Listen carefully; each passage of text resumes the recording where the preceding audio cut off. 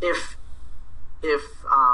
TEW is Command and Conquer or something like that, where you got all the options, then EWR is like playing a game of Risk, where it's real simple and you got very limited choices.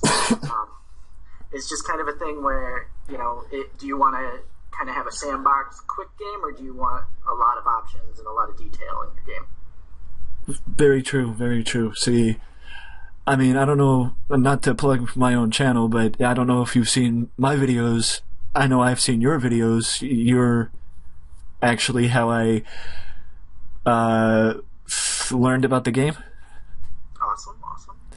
But I'm a lot more in-depth than other people who put up TEW footage, that I actually talk about what the people say in the promo, why this match is happening, and that's why most of my videos go 30, 40 minutes instead of, the shorter side of 15 or 20. Right, and I just, for comparison's sake, I don't do as much in my videos as you do, because it's just, I'm just playing the game. I'm doing it more for, it's how you want to play. I'm doing it for a different feel. Yeah. Whereas you're telling a more overarching story throughout, mm-hmm. and that's obviously fun. I do a lot of that off camera, to be honest. But I gotta say, it's a lot more courage to go out there and tell stories than to just play the game, because those stories can come back and you might get negative feedback or what have you. Who knows? So I gotta hats off to you for doing that. Takes a lot. Yeah. Well, I mean, with the amount of time that I spend playing TEW, I don't know about you, like off camera, not with series. I've spent basically most of the day playing it because I love the game. I've had it for almost 3 years now, since 2013 came out. I've still played as much as I did when I first got it. I don't know about you. Yeah, I mean, I play it. I was playing it just before we started talking here as a way to fill the time. I play it right before resting. I play it quite a bit, and it's something where I would be very afraid if the game came with some sort of timer that counted how much you actually played the game, because I think we'd be talking in the hundreds of hours range, because it sucks you in, and it's almost the epitome of that, like, one more type mindset where you're just like, one more show and then I'll go to bed, one more show and I'll go do this, and then that one more show becomes another and another and another, and it just sucks you in. I totally agree with that, and to what you said, I was actually playing that before as well. What database were you in? Cornellverse. I was in the default database, which, for people who don't know, that's the database that comes with the game. It is completely fictional. There are some analogies, so you could say, person X is kind of like person Y in real life, but it's fictional, and it allows you to mold your own characters and your own stories the way you want to. And I was just kicking around and playing a couple of shows in that before we jumped on here. Gotcha. Yeah, I was actually thinking about recording a video before we jumped on, but that didn't happen. Oh yeah, no, believe me, I know all about that too. Where you're like, I can fit one in here, and then it doesn't happen. Because I'm setting up for the Royal Rumble in WWE 2015. You have to be able to do that. That's a slam dunk. You got to be able to do that better than they did in real life. So. Yeah, that's true. But I'm trying to work in Visits from the Hacker. I don't know if you've seen the series. I hasn't, unfortunately, and I'm ashamed to admit it, but I haven't been able to catch up on it. I did see a little bit of footage, but I'm not up to date on anything. I haven't been able to watch any YouTube because, unfortunately, my work got hectic, which is also why I haven't been uploading lately. Mm-hmm. So, unfortunately, I've been crazy busy. But I definitely be sure to give it a watch shortly, so don't give me any spoilers now, okay? Okay. I'll just give an overall perspective on it for anybody who hasn't seen it, just since it fits the subject of the discussion. Okay. I kicked it off back in November. I vacated all the titles because a stockholder joined up with WWE and finally got Vince's ear. And Vince is listening to the stockholder, but then the stockholder went rogue and started hacking WWE's programming. And he actually took SmackDown down for a couple of weeks back in November. And now he's been getting the better of Vince. Well, the last we saw of him, it was back at the beginning of the year when Vince tried to play it off that it was him, but that didn't work. But he will be back, and I'm going to be setting up for him to return on the road to WrestleMania. Yeah, to be honest, that story sounds like it would be awesome because it's the sort of thing that people would be, talking about on the internet and trying to guess who it is and everything. So that's the stuff that wrestling is just, unfortunately, right now sorely lacking. It's just that sort of interest factor. Yeah. And I'm not going to give any spoiler because it's at least a month away before I put up the Return of the Hacker, but the Hacker will return and have a big surprise for any person listening, as you'll find out a little bit more about the Hacker, as now there's two of them. Now, speaking of YouTube, what made you wanna... I've seen your channel, as I said, and I know you don't just put up videos on TEW. You do other Grey Dog Software games? Yes, I did. Specifically, the one that I did that was probably the most successful was I did a release day stream for World of Mixed Martial Arts 4, I want to say. And that was very well received, and unfortunately, while the game is incredibly fun, I just couldn't, with the amount of TEW that I record, I couldn't get a regular series going with it, and I do feel terrible about that, but it was incredibly well received, the stream, and I think that's another game where if people started playing it on YouTube, people would start gravitating towards it, because it's a super fun game, too.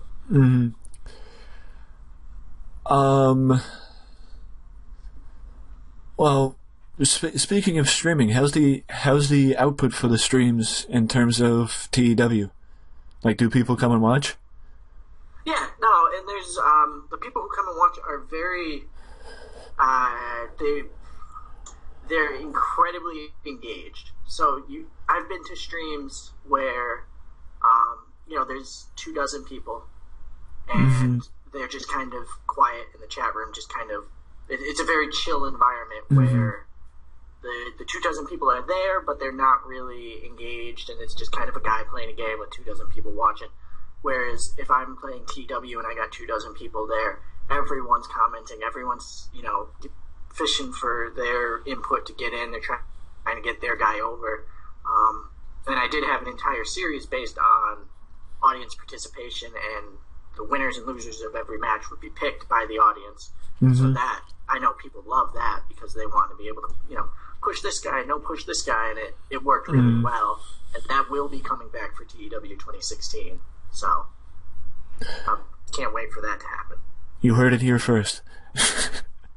Yeah, breaking news there. I don't think I have announced that yet. So, yeah, breaking news.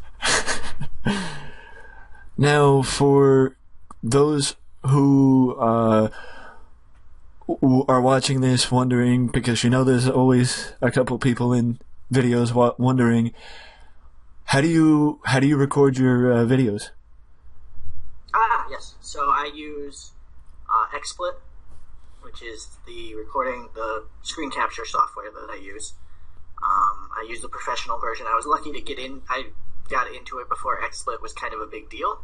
So I'm kind of grandfathered into their professional without having to pay the current cost of that. But if you're willing to pay for it, I would say go with that. If not, there's also the Adobe recorder. I believe it's a Flash Media recorder or something to that nature. That is good. There's a number of great recording softwares. I use XSplit, and I also have a Blue Yeti microphone, which was a Christmas gift. And the computer is constantly changing, so I can't really give specs on that.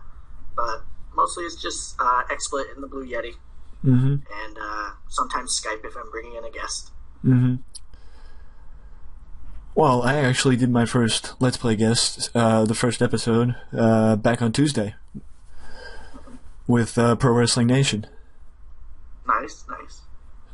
We kicked off our... Well, I shouldn't be saying we... Well, it's probably going to be available because I don't upload publicly right away. I don't know about you, but I upload and keep things private until I'm ready to publish them. Yeah.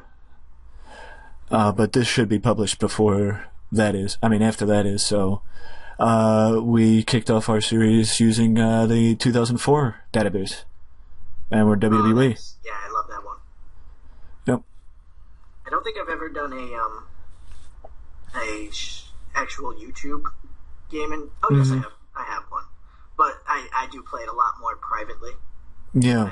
Than I do on screen. But I honestly love that database. It's real good. It seems like it, yeah. Yeah, it's just such a good time period. Yeah. Well, since we're on the subject, any advice to people who want to, take a TEW game or game similar to that and make a YouTube series? Since, I mean, I can speak on things that have happened to me over the last year, but I've only been at this for a year. You are, in no uncertain terms, one of the more successful people in terms of TEW YouTube videos. The first advice I would give is to do it. Don't talk about doing it, because the biggest thing I hear is a lot of people, oh, I want to do it, and then it's just kind of nothing after that. So if you really want to do it and you really want to get out there, go out and do it, and don't be discouraged in the first couple months if you're not getting the views, because on YouTube, you're going to check your views, you're going to see how many people are watching. And to put it in perspective, when I first started, and I was on Twitch at the time, but my view counts were lower than 10 consistently. Mm-hmm. So I was getting 10 people watching for 6 months. 10 people watching.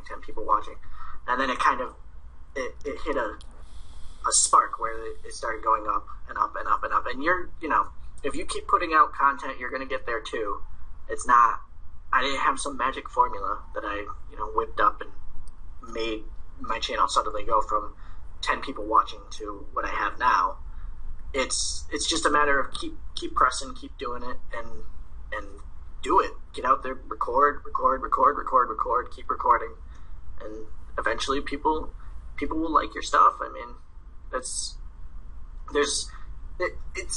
the community that we have, the TEW on YouTube community, really shows that there's something out there for everyone. Mm-hmm. Because to people who don't even like wrestling, might as well couldn't understand a text-based wrestling simulation game.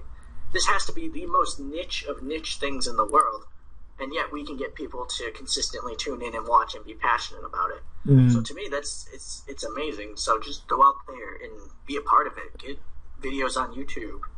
Be yourself, and people will come. People will watch. For somebody who over the last year, like I said, has actually lived through what you just mentioned, it's funny when you say the view count should start peaking up around 6 months, because I do believe that's when it started peaking up for me. But I did also change the name of the series a few times. One time I actually made it series specific, but I just felt like Let's Play fit the best, and it seems like that's been working the best in terms of views. But I mean, it's not just people with TEW. You hear it from people, in the video game community and the general community on YouTube. All of them say, just do it, and don't expect a lot of views right away, because that's not going to happen. Yeah, and I started out not recording TEW, so my first Let's Plays were Kingdom Hearts or Final Fantasy or stuff like that. And I transitioned to TEW because that was a game that I was more passionate and familiar with than RPGs that I played as a kid. So I moved over there and I felt more natural playing TEW. It was just better for me overall. But it's not like popularity of the game doesn't even matter because I was getting the same views, the 10 views on Kingdom Hearts that I was on TEW. So it's just a matter of getting out there, go do it. If it's TEW, if it's Kingdom Hearts, if you want to play Princess Maker, if you want to play any game out there that you enjoy and that's your thing, just go out and do it and have fun. Mm-hmm.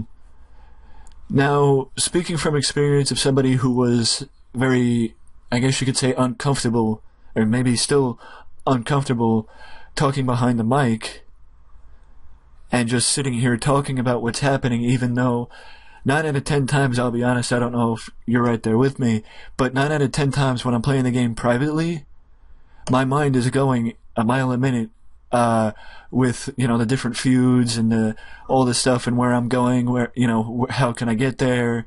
I don't know if you can speak on that too, but... Oh, I mean, so if I were to show you Excel documents that I have from private games, it would look like the scrawlings on a madman's wall because there's just notes on notes and just whatever stream of consciousness popped into my mind. So I definitely understand what you're saying about the mile a minute thing. As far as when you get in front of the mic, just talk and it'll come naturally. You'll kind of either you'll babble and you'll have to listen to it and make corrections, or it'll come naturally and you'll just kind of be talking and talking and talking and people will like what you're saying. Bring a guest in if you have someone who will, like you had TWN come in and do it. I have, and I'm going to give a cheap plug here, so I apologize, but I have my boy Swarley come in, and he records with me. And having someone to bounce conversation off with is definitely helpful as well if you're uncomfortable and you don't want to be a solo person in front of a microphone, because that can also be intimidating. Having a second person there True. Can make the conversation much more easy. And it creates natural conflict sometimes, where instead of just kind of flat explaining what you're doing, maybe there's a conflict of opinion on booking, and you have to talk through it, and that's entertaining. That's fun for people to watch. Good point. Now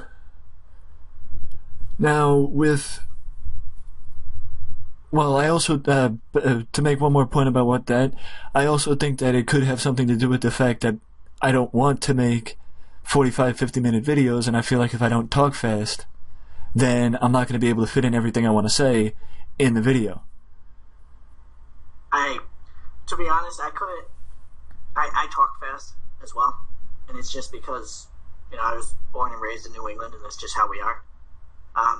Like I said earlier, be yourself. If you talk fast and you have 30-minute videos, just put out your fast-talking 30-minute videos. If you talk slow and you have a drawl because you're from a more southern state and you have 15-minute videos and you're not talking as much, put those out. But don't try and be fake. Don't try and be, I'm gonna, for your example, and I'm not saying that you would do this, but if you got in your head that you need to talk slower because people don't like it when you talk fast, it comes across. So just be yourself, and I think to the people listening, if you want to be on YouTube for anything, the best thing you could be is yourself, because you never have to try to be yourself, and it's just so much easier. I couldn't agree with that more. And with the interesting thing that we're actually talking about a wrestling game, and how everyone in wrestling always says the best character is the one that's an extension of yourself. They weren't kidding. No, and I mean,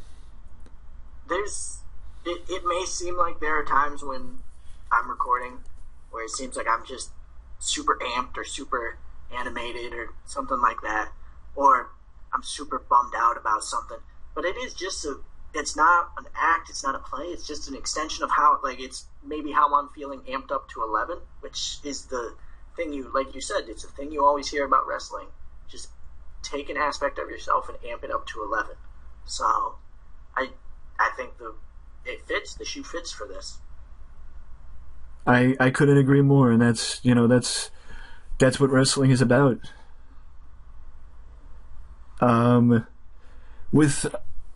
now let's jump ahead with TEW 2016 coming right around the corner. If you could go back and say what your favorite either series was or specific video in all the videos you've done about TEW 2013, what would you like if you were suggesting one to somebody to watch?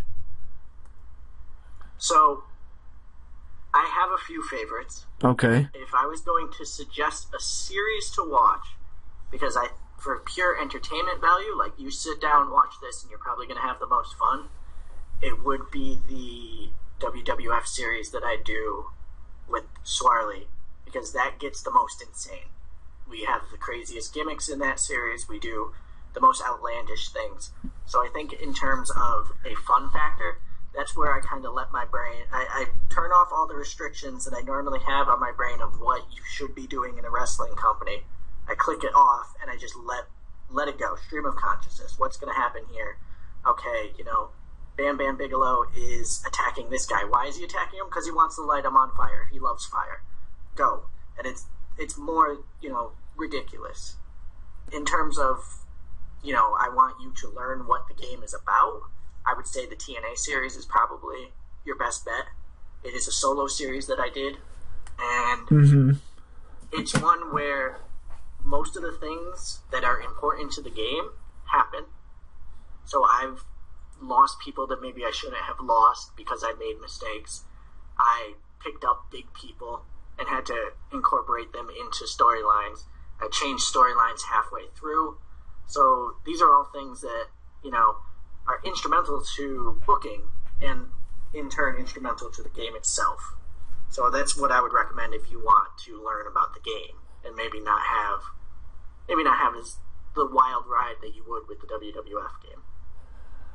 I can speak on the outlandishness of some of the stuff you guys do in the 1994 series, because I have seen a few episodes on the 1994 series, and I can also speak on the in-depthness of the TNA series, because I've seen that too.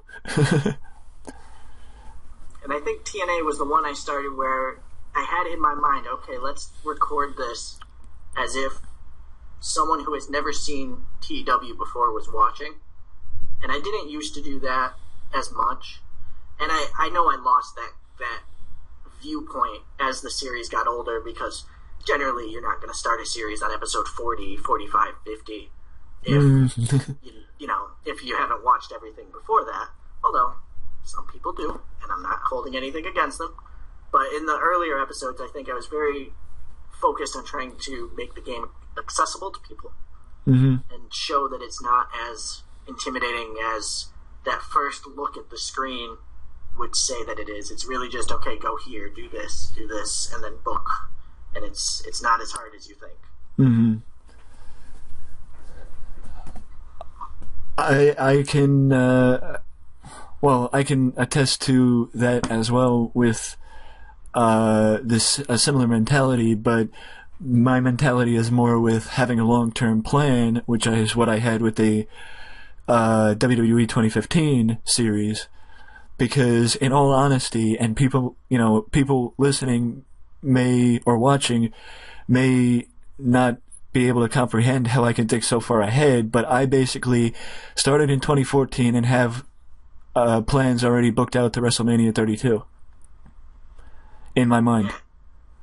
And I commend you for that, because a lot of my booking is by the seat of my pants. We do some planning in the WWF and the New Japan saves that I do with a partner, but that's mostly because of my partner.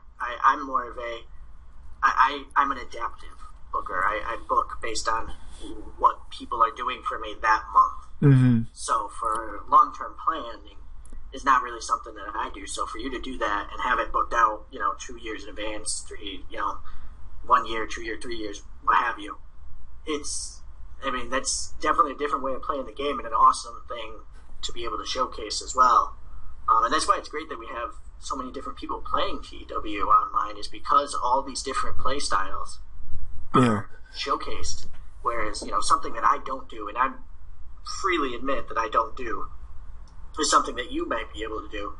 And because you have such long-ranging plans, maybe you're not as adaptive and you don't like just make changes on the fly. Whereas I would do that in my series, so it just showcases two different ways of playing the game. I totally agree, and I will say I do occasionally make changes on the fly, but that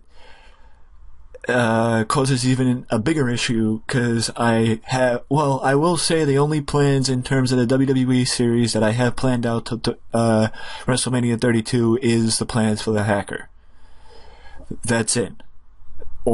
Everything else is still up in the air, still waiting to see how everything fits in. And I will also say that I normally don't plan more than about 6 months in advance. I do occasionally plan a year in advance. I do that a lot more when I do private games. Like I have the WCW 1991 save, and I normally do plan from January to Starrcade. But other than in the Let's Play series, I normally don't plan that far ahead because I never have the interest to plan that far ahead completely, where I have most of the card booked out. In the 1991 series, in the 1991 database, I normally do have a lot of the card booked out many, many months in advance. You also fall into, and it kind of leads into a somewhat funny story for me, is when I started my TNA series, I fired a few people. One of those people was Ethan Carter III, because at the time, I was not a fan. He was a lower Carter, and I was making way for people who I felt would have more of an impact on TNA. And the comments that I received were, shall we say, negative towards that decision that I made. And I had no idea that there was this contingent of people who actually liked Ethan Carter III. And at the time, he was, he was not what he is now. Mm-hmm. Former champion, all that stuff.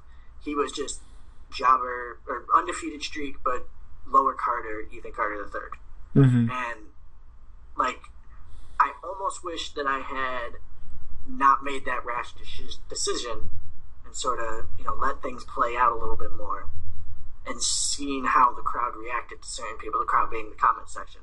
Mm-hmm. Because, and that's the thing, if you make this long-term plan, if I had made a long-term plan, for example, to, not have Ethan in the company, which I did, I cut him. That's the most long-term plan you could have. And then it was suddenly changed by the complete interest that was in the comment section.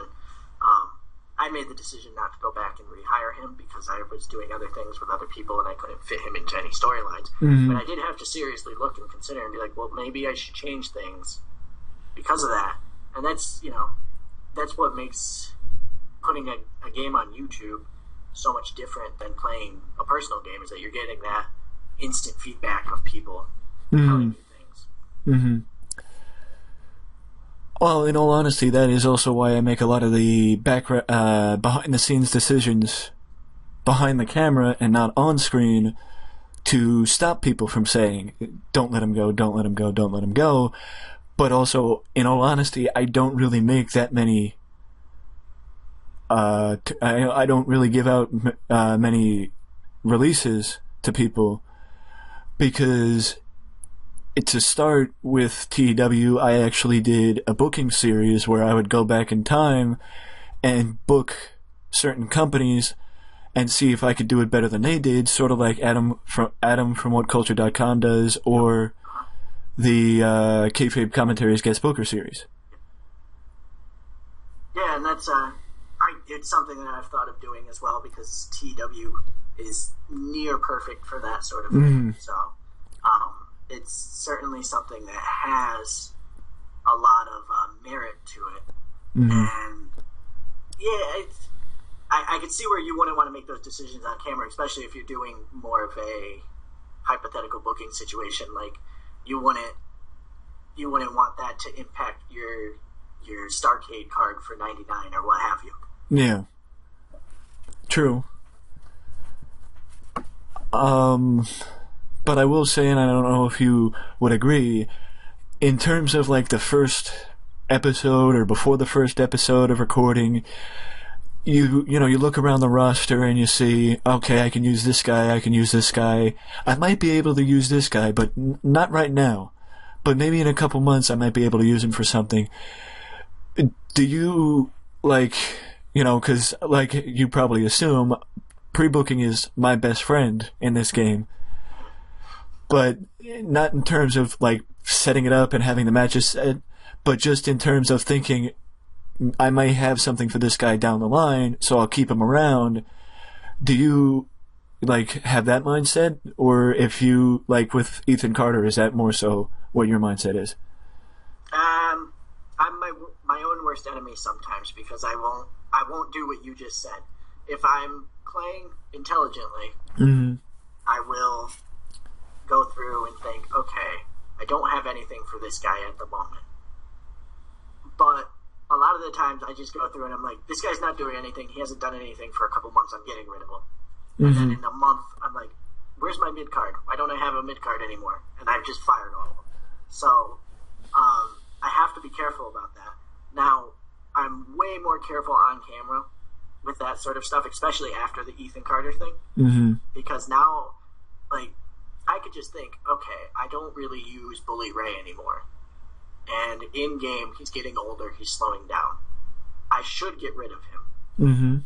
But what if something comes up for him, and I need him, and then something did come up for him in the TNA save, where I was able to do a Bullet Club versus Bully Club feud.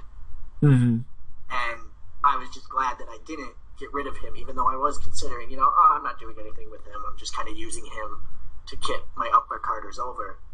But after the Ethan Carter thing, I've definitely been more, like you said, hesitant to get rid of people. And I'll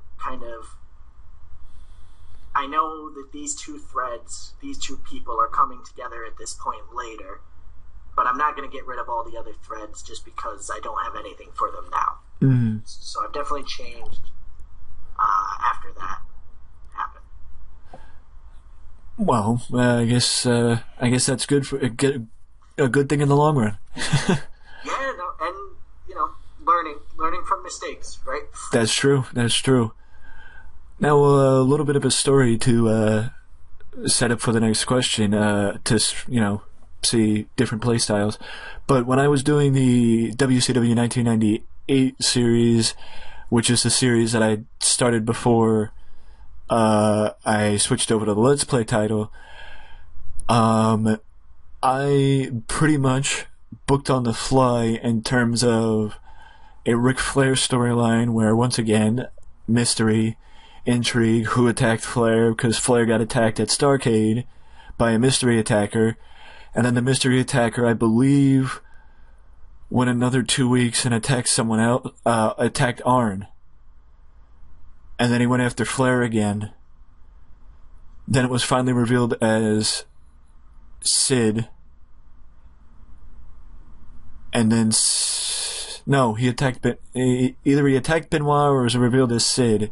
Sid went in a match with Flair, and then Piper interfered. He played innocent, and then Piper was revealed as the guy who sent Sid after Flair because Flair's always been jealous of Piper. That thing, and Benoit was integrated in it. Benoit ended up getting taken out. The TV title had to be vacated. A big feud, Piper and Flair, Benoit and Sid. I mean, like I said, Arn was even in it. I think I took an understudy for Piper. In terms of that, because, I mean, in all honesty, that was all booked out on the fly. It just, fit so well together. Is that something more so that you do, or is that still too planned ahead? Let's put it. Oh no, so booking on the fly like that is generally how I do it. So it's sort of that mix of flying by the seat of your pants and having a plan, where I know I want to get to this end result, not quite sure how I'm going to get there yet, and I'll generally look at a blank booking screen and think for a second, okay, I know I want to get to at least X, Y, and Z, and everything else from there is going, we'll see what happens. And I think the best example of that was, again, in the WWF save, where we sort of stumbled into Jeff Jarrett and Randy Savage having our best feud, and we didn't expect it to be a big thing, but it ended up playing out in 3 months, and they just kept yelling at each other for months and months and months, and it just created this superstar in Jeff Jarrett that we had no intention, but we certainly didn't stop. Once it started rolling, we rolled with it, and ended up creating this massive Jeff Jarrett, who now we factor into our plan significantly because he's forced us to. So that happens more than I'd like to care to admit in this game. Yeah, and that's the great thing about it is that it's not like either one of us, me or my partner who plays, are big Jeff Jarrett marks. I've barely seen the guy wrestle because I just didn't go out of my way to watch it. And it just so happened that he was the leftover guy that got to feud with Savage, and then that feud took off, and that's the sort of stuff that happens in the game where, we plan for this HBK Cactus Jack feud to be the one that takes off and make both of them superstars. But oops, it's Randy Savage and Jeff Jarrett instead, and now you have to deal with that. And it's in the dealing with that makes the game so much fun. Yes, and I will say that if you're watching and you want some comedic relief, 1994 will definitely give you comedic relief. Oh yeah. Yeah. But to speak on what you said, never knowing what could be your best feud, I'm going to speak on what could be my best match, because I didn't even know it would be half as good as it was, because in the private WCW series I talked about before, or that season I talked about before, I actually would do a show, world tour. I would go on internationally, do shows. I ran a world tour in Mexico, and I spent the previous 2 months before that building up Eddie Guerrero, because Eddie was going to face Flair at world tour. But then I started thinking about it, and I'm like, hey, Guerrero, what similarities does he have to Daniel Bryan? And then I did basically to a similar effect of the Daniel Bryan storyline that WWE did, only Eddie did not touch Flair again. He fought him the first time in August and didn't touch him again until December. And the December match at Starrcade for the world title, I believe it was an Iron Man match, and it ended up getting 98 after about 6 months of build. So I was very surprised, especially after Flair and Sting stole the show 2 months before, and Sid, Eddie Guerrero, Arn Anderson, and Vader stole the show back in November, getting a surprising, I believe, 96. Yeah, and not to throw a spoiler out there, but in an upcoming video that has been recorded but yet to be released, there is a grade in my New Japan save that almost made me jump out of my chair and pump my fist because it was so good, and it was completely unexpected. Someone who was getting us 40s got us over an 80. So it's those moments like that where you're hit with something that you had no idea was coming. That made it so much fun.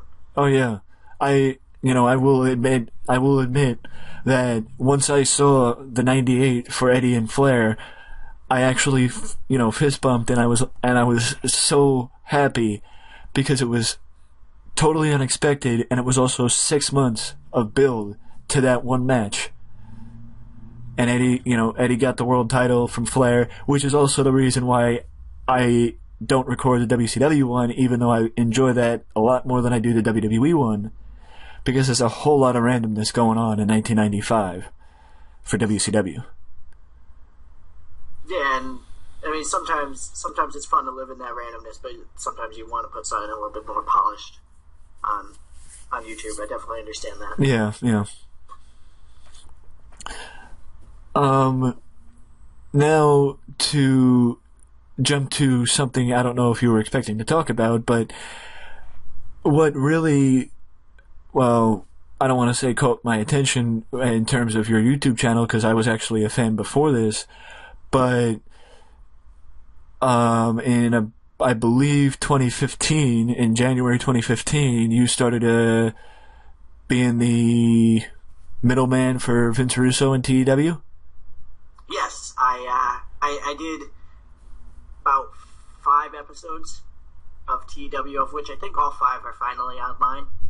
With there was Vince Plays TEW. Yep. And I was the TEW player, and Vince was the, we'll say, guest booker. Yeah. I will say he did teach me a lot about how long certain segments really need to be, because I was very guilty of making segments a lot longer than they probably should be, and not having a lot on the show. But then after watching that video, the first one with Vince, my expenses went up a lot. Yeah, and I'll say before I started working with Vince, I was, Vince Russo neutral, where I wasn't against him, I wasn't for him, I was just, he exists. I don't really have an opinion of it either way. And working with him, first of all, super nice guy, and he went out of his way a couple times to make that gig a lot easier for me. So he was and is exceptionally nice to work with. And the information on camera that he was just off the top of his head spitting out about going into a commercial doing this, or hooking people and making sure they're doing X, Y, and Z, or, you got to make sure that this is leading into this for later because people are going to be expecting it now that you planted the seed in their head. I learned more in the 2-3 hours that I've recorded with him than in the hundreds of hours that I watched wrestling. Just because he's forgotten more than I know about wrestling. Well, no offense to Vince, I will say that he is has done a bang-up job behind the book, but I just feel like he's always tried to do the same thing in different companies, and it only worked once, and that I'm talking about is his Crash TV style of booking that worked with WWE, but didn't work in WCW and TNA because of the different styles that TNA and WCW had in terms of not really being sports entertainment. Right, and I think the funny thing is, I may be one of the few of my age group, and I'm in the late 20s now, unfortunately, who was not a fan of the Attitude Era. I did not like that style of wrestling. So, for me, like, booking-wise and that sort of TV style, I didn't like. Some of the booking decisions I thought were really good. So, that's why I said I wasn't pro or against him. I just kind of had this thought of, like, yeah, I liked what, you took the ball and you ran with it with certain wrestlers and you made great stars, and also you presented a TV product that I didn't like. So I'm gonna meet in the middle and say, it's a wash where I don't really care. But in terms of, trying the same thing and everything, yeah, the proof is in the pudding that, it didn't exactly work out, but it's more, especially when I was working with him in TEW, and it wasn't so much what he was booking, because the shows that he was booking, I wouldn't necessarily say that I would want to watch, but the information that he was saying while booking it, the reasoning behind it, all made logical sense, and I could see where, television-wise, it was going to work, and you were going to get ratings, even if it's something that I, Nick, wouldn't necessarily find as good. Then again, if you were to verbally describe a show like Lucha Underground to me, I would probably tell you you're crazy and I don't want to watch that. That sounds silly and campy and dumb. But you watch it and you're enthralled and you can't turn away. At least I am. So it's who knows? Who knows if what he was putting on the table for those shows would have worked? I know the shows he did with me were a little less Crash TV, so I don't know if he were to get a book today, he would be less of that. But I definitely understand what you're saying about it. You know, one time it worked, and then you keep trying the formula, and it didn't exactly work those other times. Yeah, that's true. And to play off your point of what you said about him not so much liking what he did, but more the information that he gave, that I couldn't agree more with. I took more away from what he said rather than what he did. Yeah, and again, some of the stuff he booked, I wouldn't book ever, just point blank. You and me both. But, yeah, but hey, I mean, the reasoning behind it was there. You know, you're creating drama. It's not the drama that I would create, but you're doing it. You're certainly not. You know, there's no argument there. So, hey, and it was, to me, it was a super satisfying, super, I guess, validating would be a good word, experience to work with someone with that much credibility, and to have a partnership with someone with that much credibility. Mm-hmm. So I'm super grateful and will always be grateful. Now, one of my own personal questions that I've always wondered, was it his decision to put himself on TV in the series? Yeah, everything was his decision. That was all. I clicked a mouse and tried to make the mind of Vince Russo fit into the world of TEW, and that was my job. And I got a lot better at it after the first episode, because the first episode I was blindsided by that mind. But as we got used to each other, mm-hmm. I think things got they gelled a lot more and things got a lot better. And if we were to record an episode today, for example, I think we'd obviously be a lot more connected and able to do it better than we did that first one. That said, everything that was booked on those shows was Vince Russo original content, and that was all his mind. Now, in terms of, did you try and explain to him that he wasn't really a good talker and he talks as good as Dixie Carter does in the Modern Files? I believe I might have mentioned something along the lines of, Vince, I think the game underrates you a little bit, which was the way that I, wanted to politely tell him that he's not that good. Yep, he was there. He was telling a story, and the story he wanted to tell, the numbers didn't matter to him. He wanted to tell a story, and he thought it was awesome that there was a game that let him tell that story. And I think a good example of that is the Goldberg situation that came up, where as we played more of the game, he fit his story more into what the game was giving him, as opposed to trying to force the mm-hmm. game to react to him. Mm-hmm. But he definitely had his stories that he wanted to tell, and he was able to get across eventually with the game. And I think he really started to enjoy it in the third episode of booking that we recorded, where okay, the game's giving me this, so I got to do this, and it was starting to click there. Mm-hmm. So, and I don't want to speak for him, but it just seemed that way because it was a little bit quicker, a little bit more natural. His booking, where he was like, okay, I got to do this, then let's do it this way, mm-hmm. and it just seemed like that to me. One more point about him, but so him using Ted Turner, of all people, was his decision also? Yep, and I have no idea where it was going, but that was 100% him. Did you possibly mention to him just signing somebody, like an manager type off a free agency and changing their name to make him fit like a Brad Siegel or a Harvey Schiller or a Scott Sasser or something like that? I believe I gave him a list. So he would give me a list of people he wanted to use. Mm-hmm. And I would say yes, yes, no, yes. And there were a couple of people who I need this guy. Can you get him in? No, I can't. Okay, well, I'll figure something out. Mm-hmm. But with Ted Turner, he straight up, is Ted Turner in the game? Yeah. Okay, good. I'm going to use him. Well, he's not really on screen. I'm going to use him. Okay. Because it seemed like I'm just speaking from what I remember about the first episode, it seemed like he wanted to use people from Turner. Yeah, and that was, there was a lot more, the first episode we wanted to get out there. Mm-hmm. And once we kind of, he had the idea.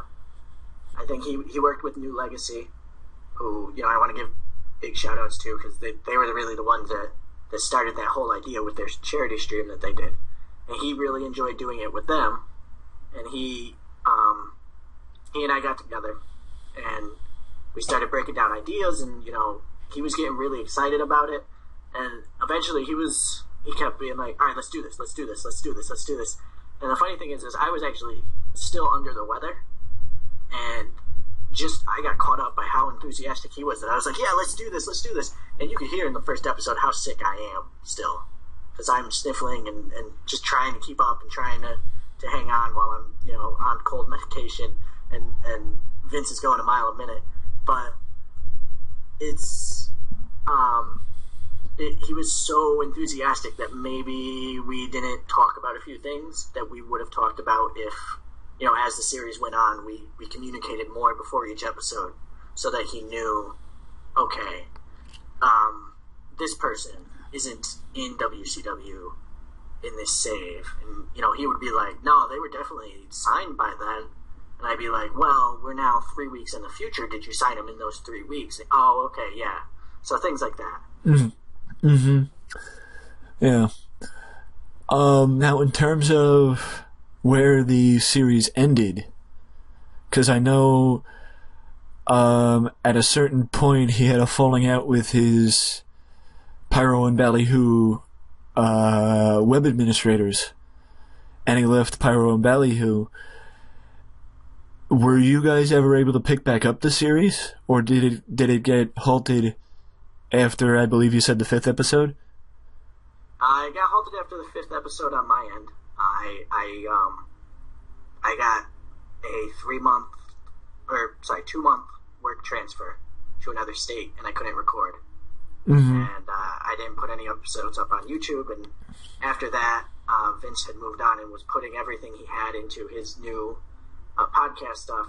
And I mean, for both of us, the door is open to do it again. We both have communicated about it, and if the time's right, we'll do it. But we also are both focusing on big thing. I've been focusing on 2016. He's moving over to Podcast One very shortly. So we're both very positive about the potential of it coming back. But, or at least I want to say I am. I don't want to speak too much for him, but he's spoken positively about it as well. Mm-hmm. But right now we both have big things going on that we're focusing on more so than getting back together and doing that again. Mm-hmm. Well, if you're listening, Vince, both of us are ready, willing, and able to work with you in whatever way possible to either have you come on my show and we discuss any topic you want, or one of us or both of us join you for a TEW series, probably on TEW 2016. Oh, yeah, definitely. So, Vince, if you're listening, just gotta, communication is key. Yeah, get at me, bro. Now, to wrap things up, I guess, I just wanted to get your thoughts. What are you looking forward to most on 2016? Improved AI. It looks, and I haven't gotten my hands on the game. It's not like I have an advanced copy or anything. But from the developmental journal that I've been reading, and I tried to keep putting updates up online, but my work didn't cooperate with that and kept giving me overtime. So I apologize for that, viewers who were enjoying that. But the AI seems to be exceptionally improved and much more challenging, mm-hmm. which will make the game more difficult and in turn more fun. Mm-hmm. It looks as if it's going to be harder mm-hmm. to be a big company now, especially if there's another big company in your nation. So mm-hmm. the Monday Night War scenario is a little bit more lively than just two companies running at the same time who can affect each other's grades. It looks like there's going to be more poaching, more just more aggression from the AI, which is something that was needed. Mm-hmm. And it's that sort of stuff that is exciting to me.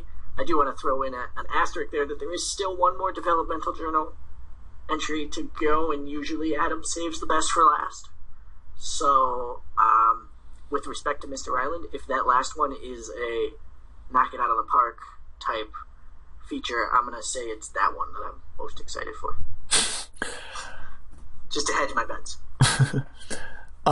In terms of, well, first, to make clear what we're talking about to those who might not know, for the last, what would you say, few months? Like 3 or 4 months? Yeah, maybe a little less, but yeah, since at least the beginning of the year, I would say.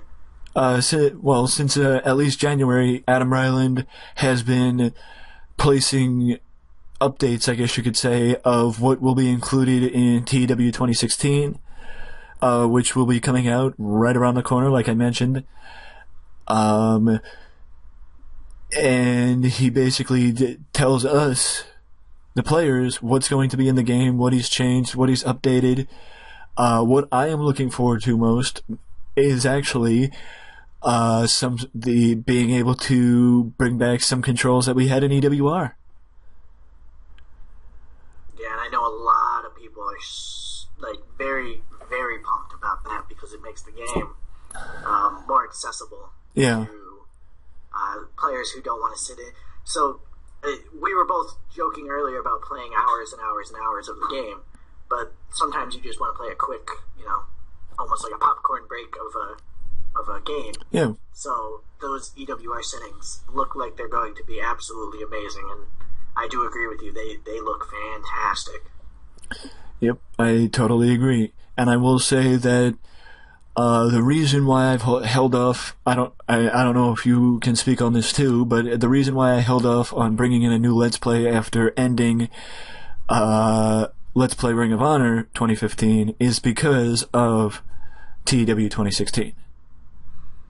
Yeah, it's actually been difficult for me to get up and play 2013 for a little while after the updates started coming out, because I could see what TEW 2013 wasn't doing. Mm-hmm. I'd kind of be like, oh, if this was the new game, I could do this, and the other thing. I could throw on some of those EWR options and book a little bit faster, or use the auto booker, and get through this show that I don't necessarily want to book. But as far as series, I definitely have put a halt on new ones, because I know the moment TEW 2016 drops, and this is a cheap plug, so I apologize again, second one of the day, but I will be doing a 24-hour stream on release day. Mm-hmm. And I'm going to be starting a bunch of new series with that 24-hour stream. So I don't want to overload the channel with new content right before doing that. Mm-hmm. And I will also, as I think I mentioned, I don't remember what I say and what I don't say. I will also be bringing in more new content as TEW 2016 is released. As, like I said, that is what I'm waiting for. But also, I just wanted to throw this out there too. The fact that we're going to be able to use local talent and enhancement, like as enhancement guys, instead of having to use our own enhancement guys every single week, as like a buffer between people going after our own guys and the new guys in case we want to push some of our own lower card guys or openers or whatever. I'm definitely looking forward to that. That was a big one, and it came out early too, and that was the one that was the first announcement, I think, that made me look at TEW 2013 as less of a game, because it's something that I never knew that I wanted, but now that I know it exists, I want it. Yeah. You and me both. And it has to be a perfect time for Mr. Ryland to announce the release of the game right around WrestleMania, when all eyes are on pro wrestling more than any other time during the year. It's a perfect time for him to do it. Oh yeah, very smart. Very smart. And it's people like us, they're going to maximize the profitability of the game and why Adam and Grey Dog Software do not depend on actual marketing and just viral marketing. Yeah, and it's something where Adam has put out a lot of good games almost consistently, where he doesn't come out with something that's just out there. He doesn't release a TEW every year just to get one out there, for example. Yeah. He doesn't even necessarily release a game every year. He makes sure that what he's working on is to his standards. And for the people who really enjoy his games, even if it's on something that, is not necessarily something that you're a fan of, you can still see the quality of the game. A perfect example for me was when Comic Book Hero came out, which is a game by Adam Ryland where you play as a comic book character. And I hope I'm getting the name right, Comic Book Hero. But the game's content doesn't appeal to me. I'm not a comic book fan. However, the game itself was fun. And my wife enjoyed it because she is a comic book fan. And she was able to point out, like, no, this is this because of, this comic book. And all of these things, the detail that's in there and the intelligence that's in the games is quite evident. And it makes so much sense that he would, relay that intelligence into his marketing plan and do it around WrestleMania and look, word of mouth with the developmental journal and everything. So it just sort of makes sense. And for those who don't know about Grey Dog Software's forum site, I will be dropping a link in the description below, so you can check out the Grey Dog Software forum. And I don't want to just direct it to the TEW 2016 Developer Journal. This long in the discussion, and that's the first time I made a mistake. I can't even remember if I've goofed, but as I threw the blanket out there in front, so no one can be mad at me. Yeah. Hey, we've been doing it for an hour, and I just made my first mistake. So but I will be including that in the description down below, and I will also be linking Nick's Twitter in the description. So check him out. You want to give yourself a plug? Yeah, hopefully you guys could all be there. If you follow my Twitter, then you'll see as I ramp up towards the 24-hour stream what guests I'll be having on, who will be joining me for that stream. And we already have, I want to say, 7 to 8 people who are committed to being on the stream, ranging from TEW players, people who are into wrestling on YouTube, to just other guests that you may not be expecting. And I don't want to give away too much now because I'm going to kind of be, as things get more concrete, giving things away on Twitter and letting people know. So if you want to know who might be coming on that 24-hour stream and what might be going on, go to my Twitter, which will be in the description below. And also, I will be giving away 5 copies of the game on launch day. That's cool. I didn't spoil one of the guests by mentioning Vince Russo, right? Not that I'm aware of, but I guess you can find out by following me on Twitter and seeing if I mention his name. Well, cheap plug. Well, my friend, I thank you for joining me, and I hope you enjoyed the discussion. Thank you for having me, and of course, I'd be happy to come back and do it again sometime. Love to do it. Maybe after the game launched. Yeah, we'll see. Okay, and I hope all of you enjoyed this discussion, and if you did, please leave a comment in the comment section below if you would like to see another video just like this, or you can like the video, subscribe to the channel, because right here at Wrestling Express is the only place you can find content just like this. Till next time. Later.